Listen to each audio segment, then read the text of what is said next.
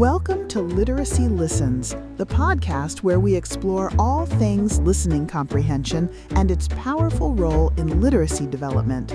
I'm Amber, and I'm joined by Brian, our listening comprehension expert. Hi, Amber. I'm excited to be back.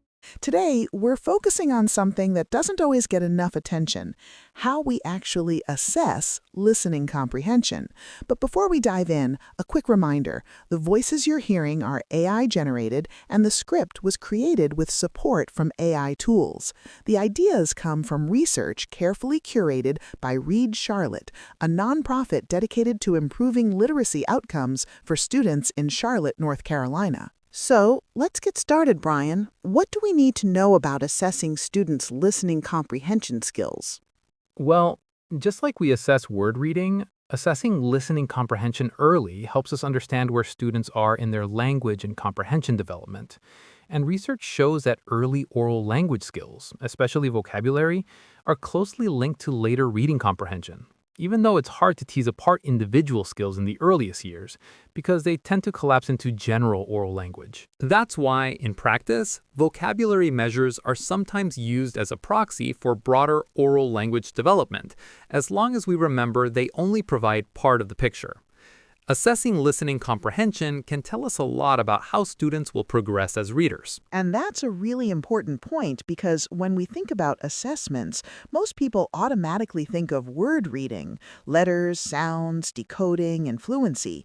But listening comprehension needs to be assessed too, right? Right. A 2020 Institute of Education Sciences report on North Carolina's K-3 reading assessments actually recommended including measures of vocabulary, syntax, and listening comprehension alongside word reading. Looking at both helps teachers identify which students might be at risk for reading difficulties down the road, and it helps us understand the full picture for all students, not just those below expectations. So it's not just, can this student read the words? It's also, can this student make sense of what they hear? Exactly, because some students read fluently but still struggle to understand. Children who don't show word reading problems can still experience comprehension difficulties later if their listening comprehension weaknesses go unnoticed. That's especially important because research shows early weaknesses in areas like vocabulary or grammar can be linked to later difficulties with comprehension if they aren't identified and supported. Okay, so let's break down what good listening comprehension assessment actually looks like. The key thing is that listening comprehension assessments must involve the student listening to oral text, not reading.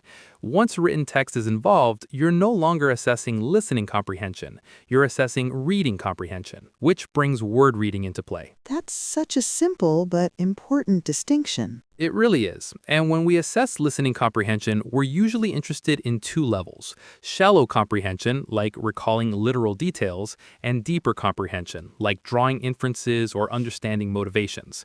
Both matter because proficient listening comprehension depends on strong lower-level skills and strong higher-level skills working together. A strong assessment helps us see the level at which a student understands oral text and where challenges begin.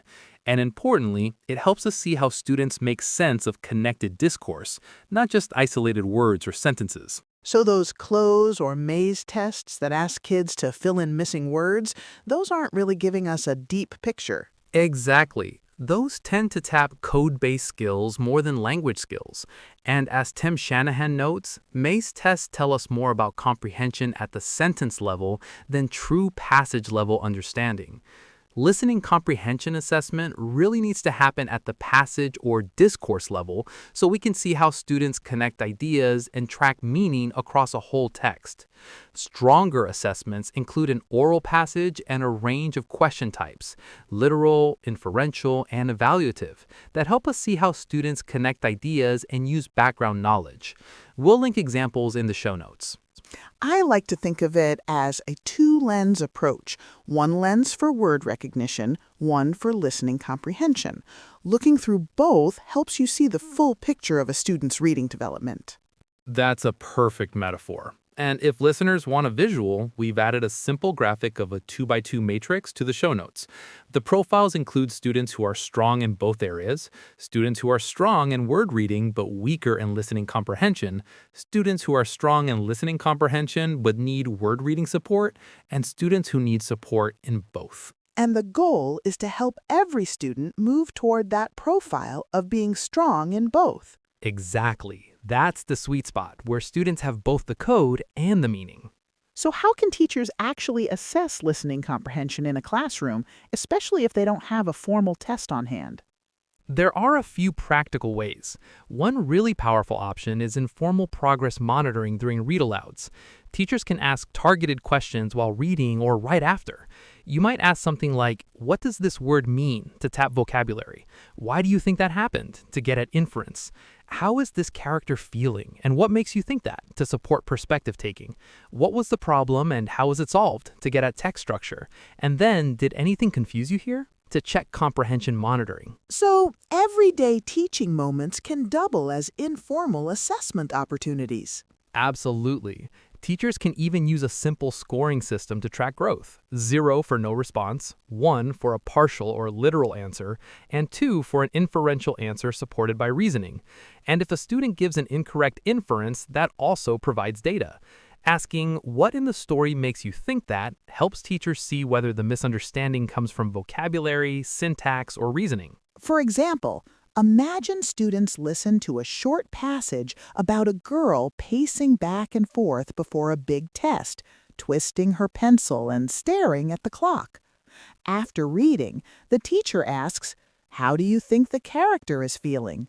The student might say, "I think she's nervous because she keeps twisting her pencil.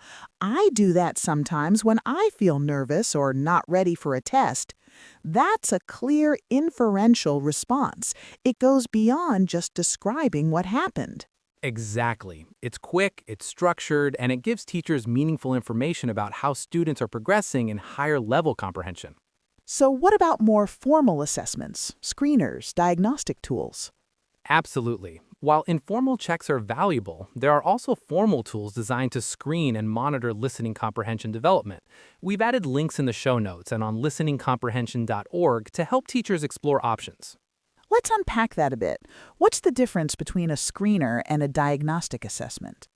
A screener is used early and broadly. It helps identify students who might be below benchmark in areas like vocabulary, grammar, or overall listening comprehension. A diagnostic assessment digs deeper to pinpoint which components need the most support, whether it's inference, perspective taking, text structure, or comprehension monitoring. And this kind of information is helpful for all students, not just those experiencing difficulties, because listening comprehension continues to develop across the elementary grades and beyond. So the screener tells you who might need additional support, and the diagnostic tells you what kind of support they need. Exactly. Assessing listening comprehension can take a bit more intentional planning than assessing word reading. Teachers should look for tools that include an oral passage, a mix of literal and deeper comprehension questions, and opportunities for students to explain their thinking out loud. So when teachers are choosing a formal listening comprehension assessment, they should be asking, does this measure literal understanding? And does it include questions that tap inference, perspective taking, text structure, reasoning, and comprehension monitoring?